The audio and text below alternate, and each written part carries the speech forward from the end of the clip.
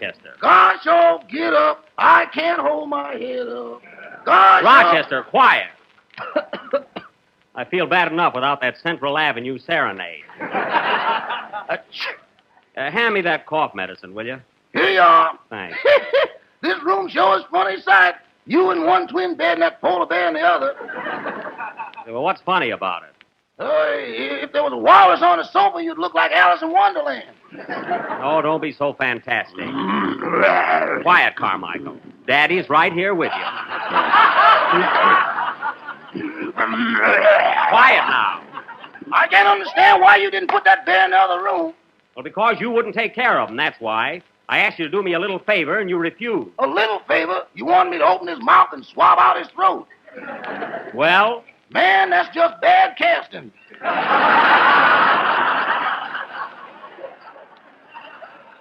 Well, look, Rochester, what are you afraid of? He won't bite your hand. He won't? Of course not. He's tame, isn't he? Well, I'm tame, too, but I get hungry.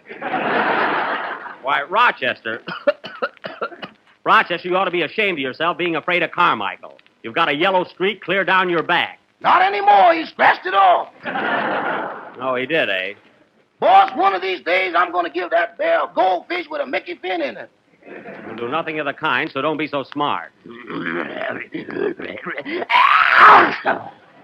Gesundheit, Carmichael. Where's that nurse I hired, Rochester? She's never around. I saw her down in the kitchen playing fan-tan with the cook. She is? My goodness, she shouldn't play cards with Swing High. He's very lucky. Now, for 3 weeks straight, he's won his salary from me. What a gambler. Well, he might be all right at cards, but he don't know how to handle them Mississippi marbles. Oh, shooting dice, eh? Rochester, have you been taking Swing High's money away from him again? Well, that ain't fried rice I've been toting to the bank.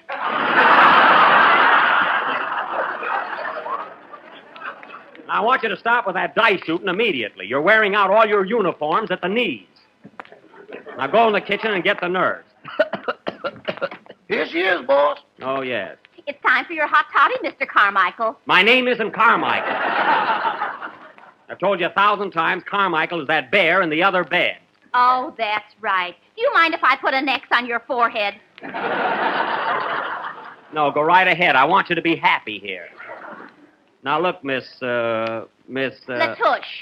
Oh. Well, Miss Latouche, I wish you'd take my temperature. I think I'm getting a fever. Okay. As soon as I give the bear his hot toddy. Now, come on, Carmichael. Open your mouth. Better be careful, nurse. Man, look at those teeth. Carmichael, drink this hot toddy.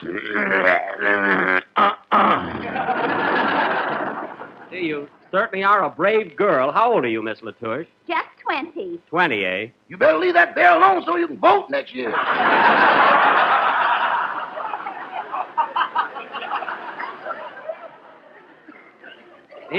He's right, Miss Latouche. You better watch yourself. Oh, he's just bluffing. Now, Carmichael, for the last time, drink this hot toddy. Well, he sure went for that. Was it good, Carmichael?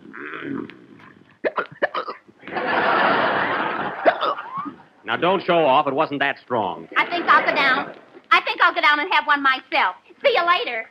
Now, Rochester, see how easy it was to handle Carmichael? Weren't you ashamed to let a woman show you up like that? I sure was, boss. You're not afraid of the bear now, are you? Now, tomorrow, and when old rocking chair gets me. Well, you're just big sissy. You're worse than Fred Allen.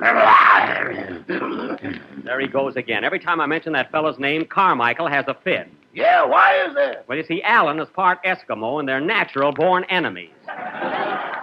Now, look, Rochester, you better call the doctor and tell him to come over here right away. I keep getting chills all the time. And answer the door. Okay, boss. Well, what do you say, Carmichael? How about another game of checkers? You're one up on me, you know. Well, if you don't like it, we'll play later. And don't eat all the bananas. They were sent to us jointly. Come on now, Carmichael. Give Daddy a banana. Come on now. Give me one, I say. Oh, hello, Mary. Hello, Jack. What's the matter? Oh, Carmichael's got all the bananas, and he won't give me one. Carmichael, give me one of those. Ouch. Well, you got it. Yes, he would have to hit me with the ripest one. Oh, well, he was just playing. How do you feel, Jack? Any better? Oh, I feel awful, Mary. I ache all over. One second I'm hot, and the next second I'm cold. then I turn hot, then I turn cold. Oh, stop. You sound like a shower bath in a cheap hotel. Well, there's nothing to kid about. And those pills you left here yesterday. What pills? Those pink ones you left on the dresser. I took all 6 of them, and they didn't do me a bit of good. What are you laughing at? Those were buttons for my new dress. Buttons? Why, you had them in a bottle, and the label said aspirin. That's my dressmaker, Madam Aspirin. Oh. You just planned the whole thing. I know you. Gesundheit, Carmichael. Gee, that bear is so sick. That reminds me, Jack, I don't think Rochester likes the polar bear very much. Oh, he talks a lot, but in his heart, he's very fond of that animal. Oh, yeah? Well, I was in the library a few minutes ago, and you know that space in the wall between the moose's head and the stuffed owl? Yes? Well, Rochester's got a big sign there, reserved for Carmichael. Oh, then I better keep an eye on him. Say, Mary, I was just thinking, I bet they're having a tough time without me on the program today. Oh, don't be so egotistical. They're probably doing all right. They are, eh? I can just see Phil Harris trying to run the whole show with that Hollywood and Vine chatter of his. I'll turn on the radio and we'll listen to it. Okay, hand me the earphones. Mary, I haven't got that set anymore. I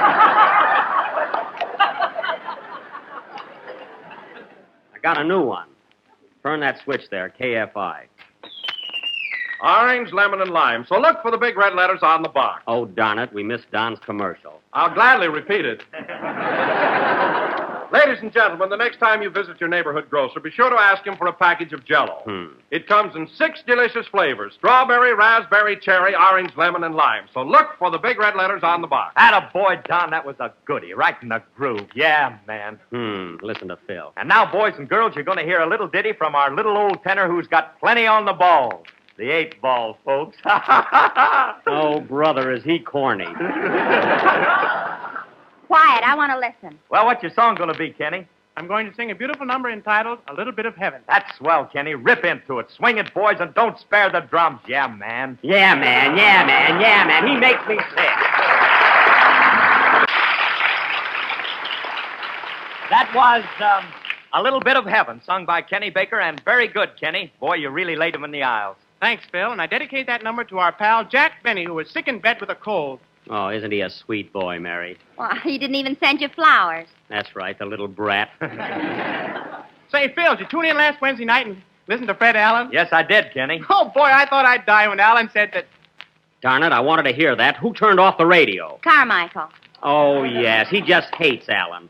Say, Mary, did you hear him last Wednesday night? I sure did, and he certainly exposed you, you big faker. Baker, what are you talking about? Well, Alan had the real Jack Benny on his program, and they proved you were an imposter. Imposter? Yes, you can't get away with it forever, Maxwell Stroud. Maxwell Stroud? Let me get this straight. Did he say that my right name was Maxwell Stroud and the fellow on the program was the real Jack Benny? Absolutely. He said that when you were both babies, they got you mixed up in the hospital. Well, now, that's just a big lie because I wasn't born in a hospital. I was born in a taxicab. And I better say it was a yellow one, or Alan will say it next Wednesday and get a big laugh.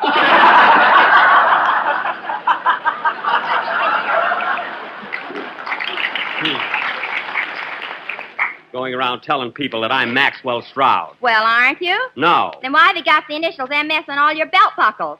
Listen, Mary, that MS stands for movie star. Which I am. Just a little publicity that I wear around my waist. And you know what else, Jack? What? Alan said you were so cheap you put your finger down a moth's throat to get your cloth back. Oh, he said that, eh? Well, he's a fine one to talk. Huh. Any man that'll open a can of sardines, eat the fish, use the can for a cigarette case, and then have the key made into a button hook, well...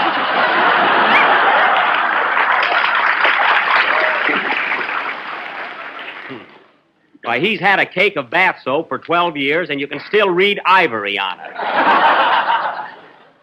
Anyway, when I get back on the air next week, I'm going to settle that Maxwell Stroud stuff. Oh, nurse! Nurse! I'm coming. Will you please bring me a glass of water? My throat's awfully dry. Okay. Oh, by the way, Mary, this is my nurse, Miss Latouche. Well, Minnie, of all people. Hello, Mary. Oh, do you two know each other? Sure. Gee, Minnie, I haven't seen you since we used to go dancing at the Palomar together. Yeah, them were the days. Say, Mary, do you remember Joe Finkelhoff and Pete McGuire? Oh, yes. Are you still going around with Pete? Yeah, but I'm married to Joe. Now, that's very interesting, nurse. Now, how about my glass of water? Right away. Say, Mary, what are you doing these days? Are you still with the May Company?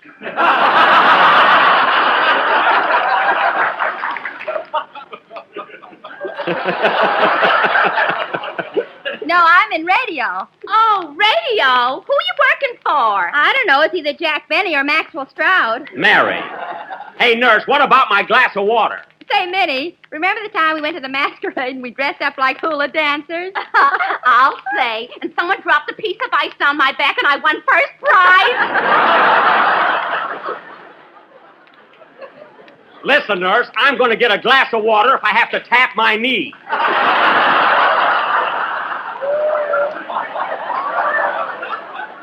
My goodness. All right, keep your shirt on. I'll be right back, Mary.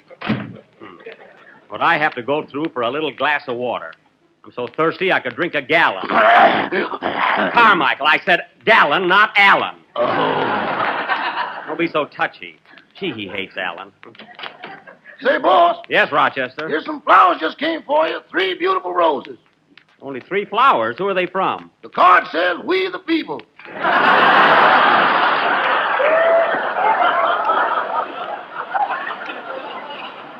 Oh, my public.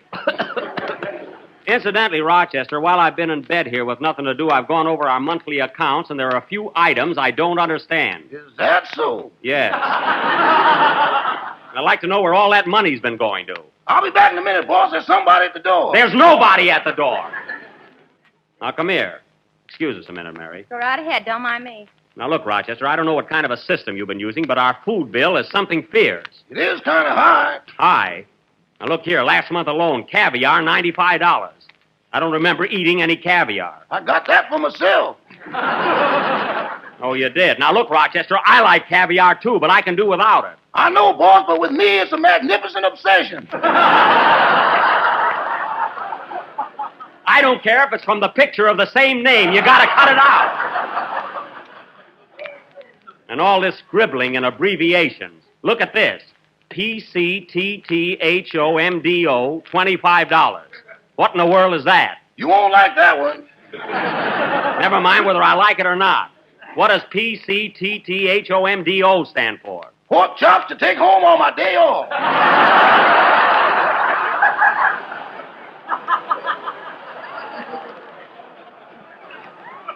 Isn't that awful? Now, Rochester, from now on, I want you to stop carrying food home. Can I mail it? No!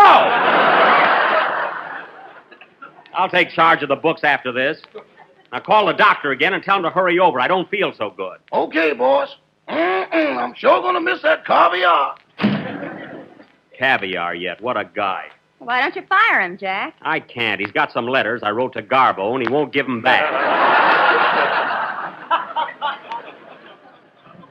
Say, Mary, tune in on our program and see how the Jolly Boys from Encino are doing.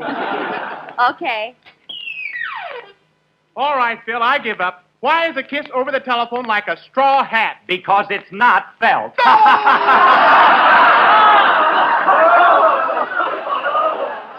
Oh, our poor audience. Oh, I wonder how Phil got that big laugh. He probably hit Kenny in the face with a pie. Wouldn't be a bit surprised. And now, folks, the boys in the band and myself are going to entertain you with a little swing number. Yeah. A little song entitled, Mother Feeds the Baby Garlic So She Can Find Him in the Dark. How's that one, folks? Are you listening? Yes, you big fool. That is positively cruel. Oh, nurse, where's my water? Oh, yes. Do you want ice in it? I don't care if the Queen Mary's in it. Get me a glass of water.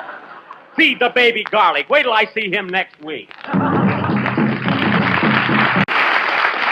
That was Honolulu, played by the orchestra and conducted by His Majesty of Rhythm, Phil Harris.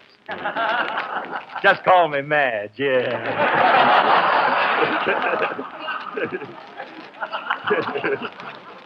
Well, he's off again. I wonder who writes Phil's stuff anyway.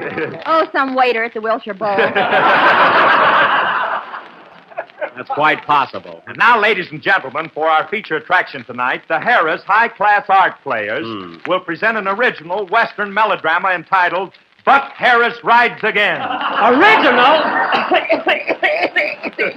Did you hear that, Mary? Buck Harris rides again. Why, he stole that from me. Go on, I bet he never even thought of Buck Benny. What good gravy, girl. Come to your senses.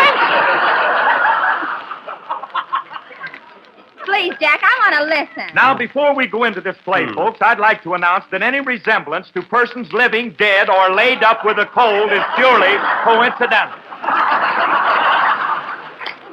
Coincidental, my eye. Oh, shut up. Now, in this little Western drama, I will play the part of Buck Harris, the hero. Some hero. And as we are short of girls tonight, Kenny Baker will be my sweetheart, Daisy Carson. Gee, my corset's killing me.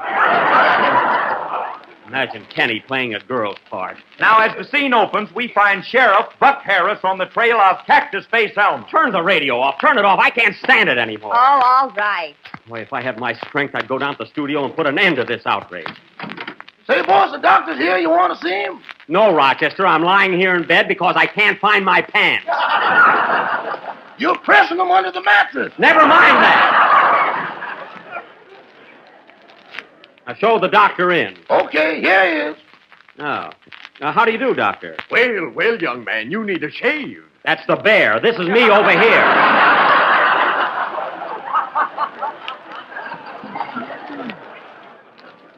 By the way, Dr. Nelson, I'd like you to meet Miss Livingston. Really? Are you the Mary Livingston? Yeah, you want to make something out of it? Mary. Well, Doc, now that you're here, I wish you'd look me over. I feel much weaker today. All right, just open your pajama coat and I'll take a look at your chest. Okay. There you are, Doc. My, you're kind of caved in there. Yeah. Get a load of that chest. It looks like Laurel Canyon. Oh, don't be so funny. Watch your cigarette, Doc. That's my mouth, not an ashtray. Pardon me. Now, let's see. Oh, so you're not Maxwell Stroud, eh? What are you talking about? So you're not Maxwell Stroud. No, I'm not. Then what's that MS tattooed on your chest? That's Morris and Silvers, my old vaudeville agents. They used to brand their clients.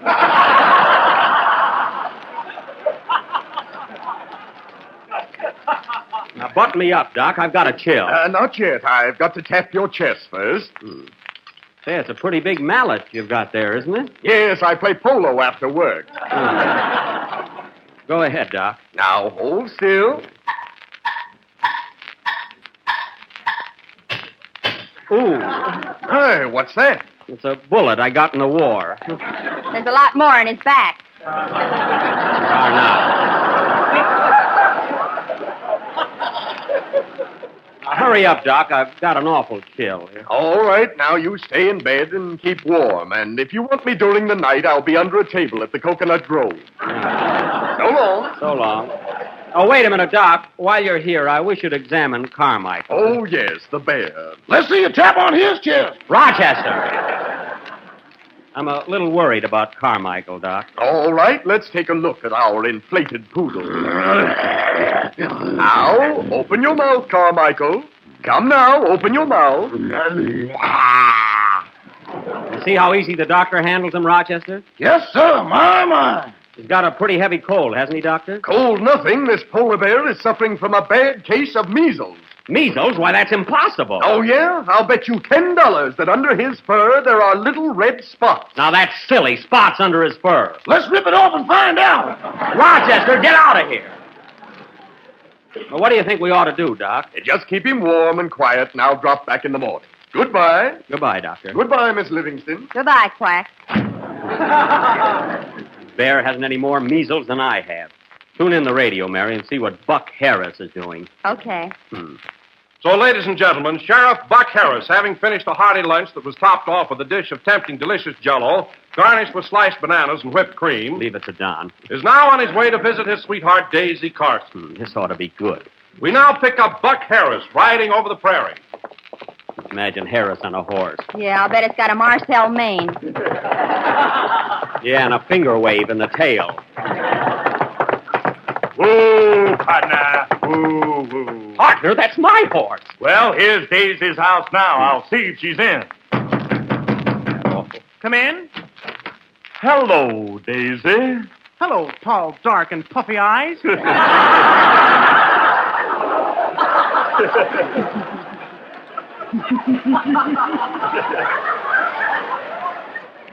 Well, gal, them ain't exactly tea bags you're peeking over.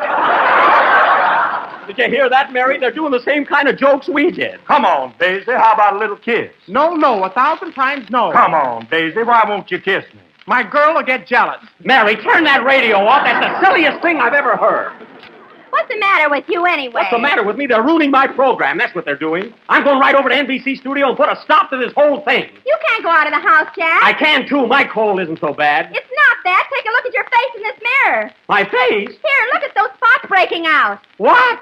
Oh, for heaven's sake, I've got the measles.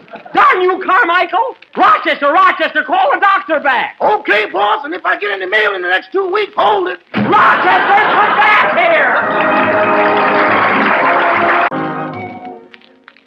This is the last number of the 25th program in the new Jell-O series, and we will be with you again next Sunday at the same time. So be sure and listen in for further adventures of Buck Harris. Oh, yeah, we'll see about that. Shut up. Good night, folks.